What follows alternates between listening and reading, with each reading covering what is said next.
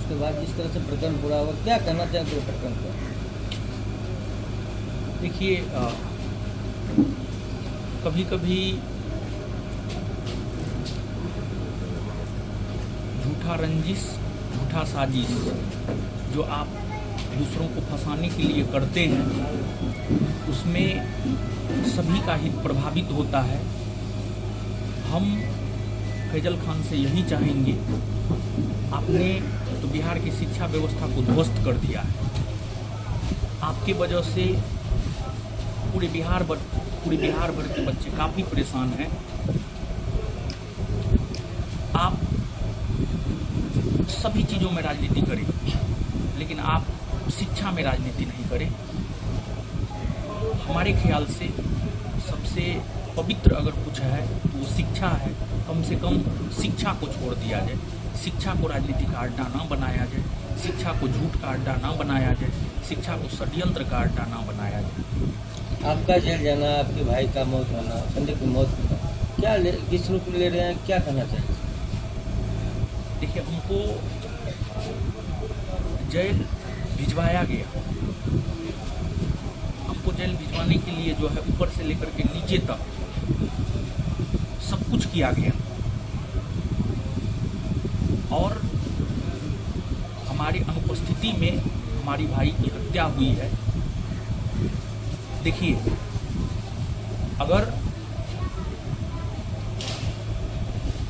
सामने वाले को ये पता था कि अगर राम सामने रहेगा तो लक्ष्मण को वो संजीवनी बूटी ला करके जिंदा बचा ले जाएगा,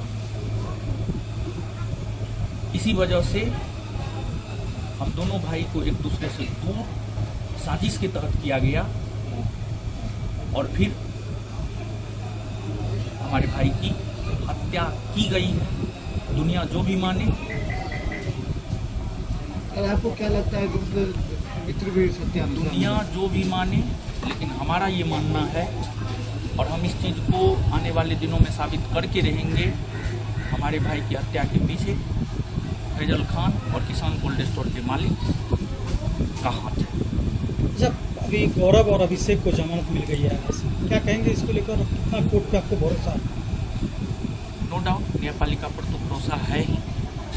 न्यायपालिका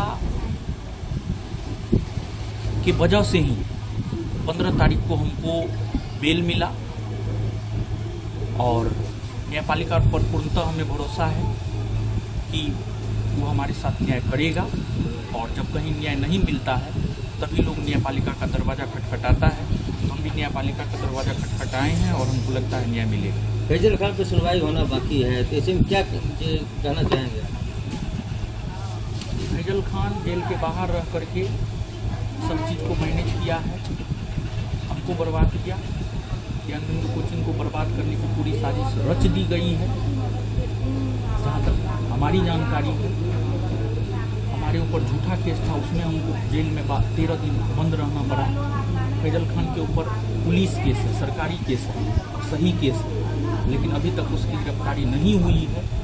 हम प्रशासन से उसकी गिरफ्तारी की मांग करते हैं, उसे गिरफ्तार करके जेल में भेजा जाए, ताकि निष्पक्ष जांच हो सके। जांच को पूरी तरीका से उसने बाहर रहते हुए प्रभावित किया है।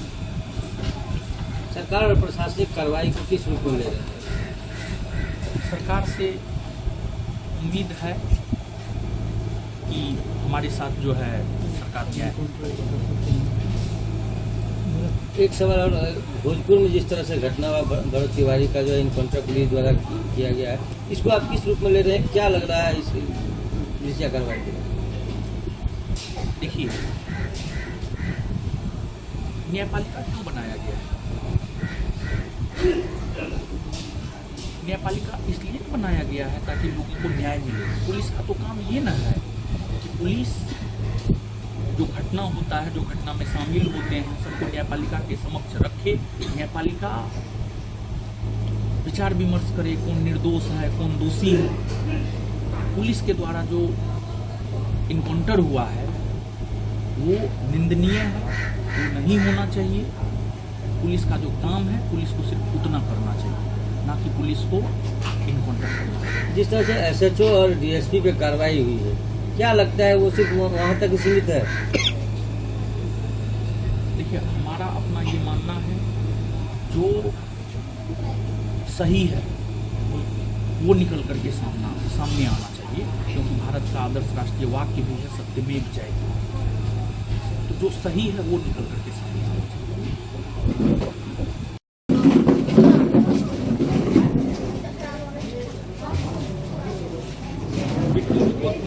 ठीक है, अजीत के साथ आ जाए। ठीक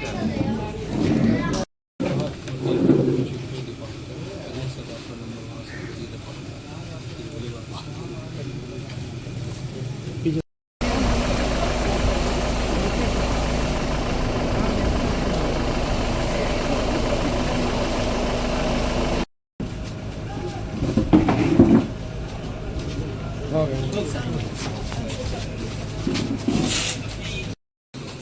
पिछले 20 दिनों से प्रदेश की राजधानी में कोचिंग विवाद छाया हुआ है। फैजल खान, रोशन आजम, इन दोनों के बीच क्या और कब से कूलर को बंद कर दीजिए।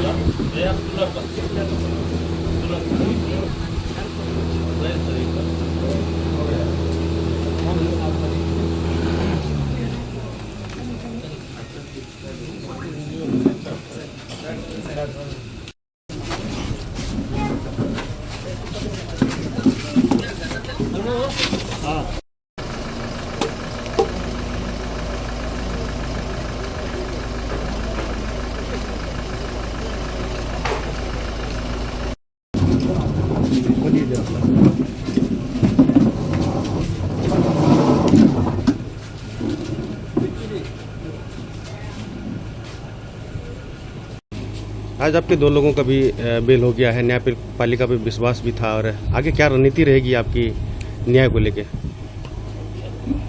न्यायिक लड़ाई हम लड़ेंगे, और हमको लगता है कि सिस्टम हमारे साथ न्याय करे या ना करे, लेकिन न्यायपालिका हमारे साथ जरूर न्याय करेगा। और बच्चों को लेकर क्या कहेंगे? एट फर्स्ट बच्चों को तो ये कहेंगे कि आप लोग सेल्फ स्टडी करते रहें, और बहुत जल्द हम आपके बीच आ रहे हैं।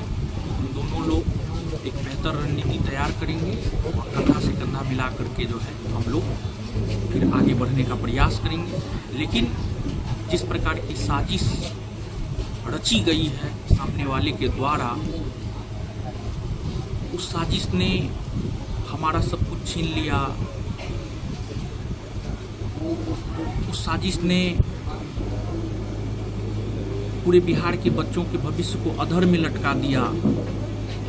तो हम सामने वाले को ये कहना चाहेंगे कि आप इस प्रकार का गंदा साजिश, शिक्षा में राजनीति, शिक्षा में झूठ, शिक्षा में षड्यंत्र ना करें। शिक्षा पवित्र है, शिक्षा को पवित्र रहने दे, ताकि बच्चों का भविष्य अधर में ना लटके। इतने प्रयास के बाद भी गिरफ्तारी नहीं हुई, आखिर कौन उनके पीछे है? क्या लग रहा है आपको? कोई न कोई अदृश्य और बड़ी शक्ति उनके पीछे है। लेकिन जो भी बड़ी और अदृश्य शक्ति है, उनको इस बात का ध्यान रखना चाहिए, समय हमेशा एक जैसा नहीं होता है। हम सब कुछ ईश्वर पे छोड़ते हैं, समय पे छोड़ते हैं। यहाँ का सिस्टम अगर हमारे साथ न्याय नहीं करेगा, तो हमको लगता है ईश्वर और प्रकृति हमारे साथ न्याय जरूर करेगा। सहरसा के बच्चों का भी है डिमांड कि यहाँ भी एक संस्था हो, इसके लिए क्या कहेंगे? सहरसा में हम बहुत जल्द कोचिंग का एक ब्रांच जो है खोलेंगे, ताकि कोसी और सीमांचल पिछड़ा हुआ है। पूरे बिहार में अगर देखा जाए तो कोसी और सीमांचल का इलाका ही पिछड़ा हुआ है, ताकि इनके लिए भी हम कुछ काम कर सके। हमारा भाई प्रिंस समाज सेवी था, बच्चों के लिए काम करता था। उनका भी एक सपना था कि कोसी और सीमांचल के बच्चों के लिए कुछ विशेष किया जाए। तो अब हम अपने स्तर पर जो है कोसी और सीमांचल के बच्चों के लिए कुछ विशेष जरूर करेंगे। सहरसा के कई बच्चे अभी रिजल्ट लाए हैं और आपके कोचिंग से जुड़े हुए थे, उन लोगों को क्या कहेंगे? आप सिस्टम का अंग बनने जा रहे हैं तो सिस्टम का अंग बन करके जो है ईमानदारी से काम कीजिए। गरीब असहाय को मत सताइए, सच के साथ रहिए। सच परेशान होता है लेकिन पराजित नहीं होता है, सच के साथ आप रहिए। Thank you.